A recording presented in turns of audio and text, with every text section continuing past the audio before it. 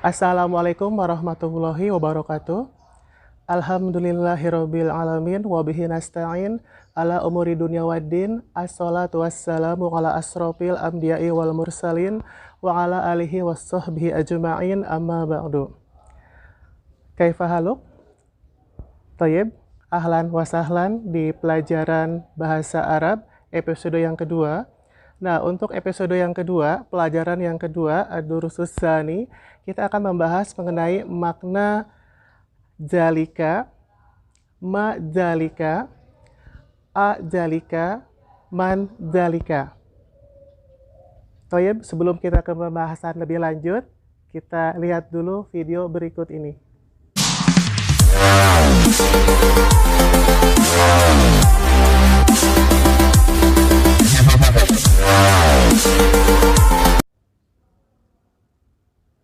Toyib, mari kita mulai ke pembahasan kandungan makna jalika, a jalika, ma jalika, dan man jalika.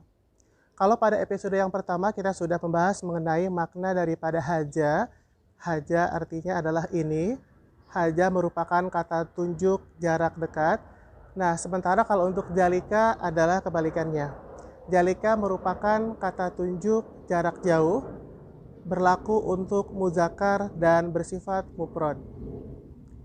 Jalika artinya itu. Misalnya kalau kita ingin membicarakan benda ataupun orang yang letaknya beberapa meter atau jauh dari kita, nah kita bisa menggunakan kata jalika. Misalnya itu adalah pulpen. Nah, berarti bisa kita katakan dengan jalika kolamun. Atau misalnya kita ingin mengatakan di dekat kita ada seorang murid laki-laki, kemudian beberapa meter dari kita ada seorang guru. Kita bisa ucapkan dengan haja tolibun wa jalika mudarrisun. Nah, ini pemakaian daripada kata jalika. Kemudian berikutnya adalah majalika. Apa itu? Misalnya kita ingin mengatakan atau menanyakan sesuatu yang tidak berada di dekat kita, tapi terlihat ya. Nah, misalnya kita ingin mengatakan majalika. Apa itu? Kalau misalnya ternyata itu adalah seekor kucing misalnya, nah bisa kita jawab dengan jalika kitun. Atau misalnya kita ingin menanyakan yang ada di depan kita sebuah benda, majalika. Kita bisa jawab dengan misalnya jalika babun. Itu adalah sebuah pintu. Atau majalika. Jalika miftahun. Itu adalah sebuah kunci. Nah, itu tadi contoh mengenai kata majalika. Berikutnya adalah ajalika. Nah, ini jawabannya ada dua opsi atau ada dua pilihan. Bisa ya, bisa tidak. Naam atau la. Misalnya, ajalika mudarrisun. Apakah itu adalah seorang guru? Kalau misalnya iya, berarti dijawab dengan naam, dalika mudarrisun. Kalau misalnya bukan, berarti kita bisa jawab dengan la, dalika tolibun misalnya. Atau misalnya kalau dia adalah seorang dokter, berarti la, dalika tobibun. Nah, kemudian kita ke makna yang keempat, yaitu mengenai man dalika. Siapa itu? Ini untuk menanyakan seseorang ya yang jaraknya beberapa meter atau jauh dari kita.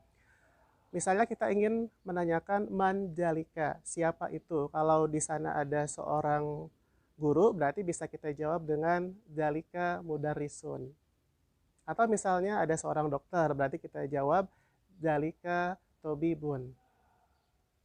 Oke, toyib, itu tadi 4 makna dari kata-kata jalika, ma jalika, a jalika, dan man jalika. Nanti kita lanjutkan lagi ke makna berikutnya. Setelah ini nanti ada sedikit kita kupas mengenai ilmu nahu, mengenai macam-macam daripada isim.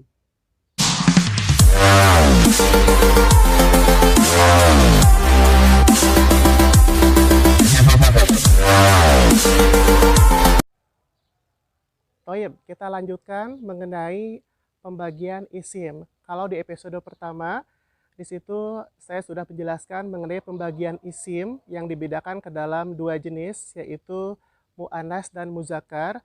Sekarang saya akan paparkan secara global mengenai pembagian isim. Pembagian isim secara global diklasifikasikan ke dalam 5 bagian. Yang pertama, isim berdasarkan jumlah.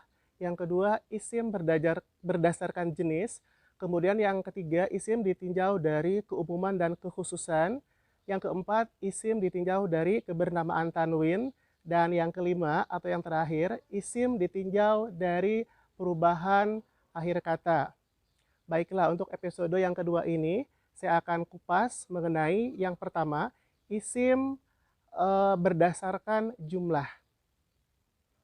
Nah, isim berdasarkan jumlah kita bedakan lagi menjadi beberapa. Yang pertama adalah isim mufrad, tunggal ya.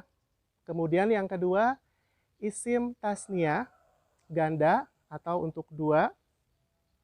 Yang ketiga adalah isim jamak. Jamak artinya adalah banyak. Nah, yang pertama adalah untuk mufrad. Mufrad artinya adalah tunggal. Bisa kita gunakan sebagai contoh, baik untuk benda yang berakal maupun yang tidak berakal. Contohnya adalah untuk mufrad, untuk misalnya sebuah pulpen, qalamun. Atau misalnya sebuah buku, kitabun. Kalau untuk benda yang berakal, misalnya manusia, kita ambil contoh misalnya untuk seorang muslim, muslimun. Atau misalnya kalau muslimun untuk muslim laki-laki, untuk muslim perempuannya muslimatun. Nah, kemudian yang kedua tasniyah. Tasniyah ini dua benda atau dua orang. Kalau misalnya kita ambil contoh untuk isim mufradnya adalah kitab ya, kitabun. Nah, maka bentuk tasniyahnya adalah kitabaini. Kalau misalnya bentuk mufradnya qalamun, maka bentuk tasniyahnya adalah qalamani. Nah, kemudian kita ke bagian yang ketiga, yaitu jamak. Jamak adalah bentuk banyak. Untuk jamak juga kita bagi lagi menjadi beberapa. Yang pertama ada yang disebut dengan jamak muzakkar salim. Yang kedua ada jamak mu'annas salim. Dan yang ketiga ada jamak taksir. Untuk jamak muzakkar salim. Jamak muzakkar salim ditunjukkan untuk laki-laki yang mengandung arti banyak. Misalnya kalau bentuk mufradnya adalah seorang muslim, yaitu muslimun. Nah, maka bentuk jamaknya adalah muslimuna atau muslimina.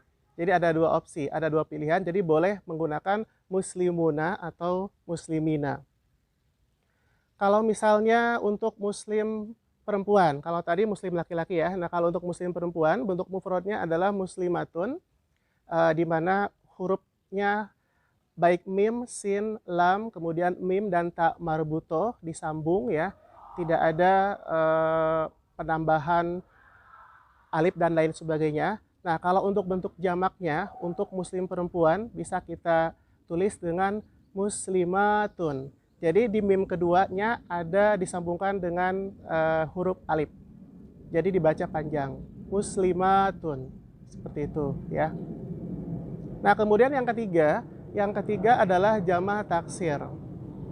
Nah, untuk jamak taksir sendiri adalah bentuk jamak yang berbeda daripada sebelumnya, berbeda dengan jamak muzakkar salim ataupun jamak mu'annas salim. Nah, jadi untuk jamak taksir di sini adalah bentuk jamak yang tidak memiliki aturan baku.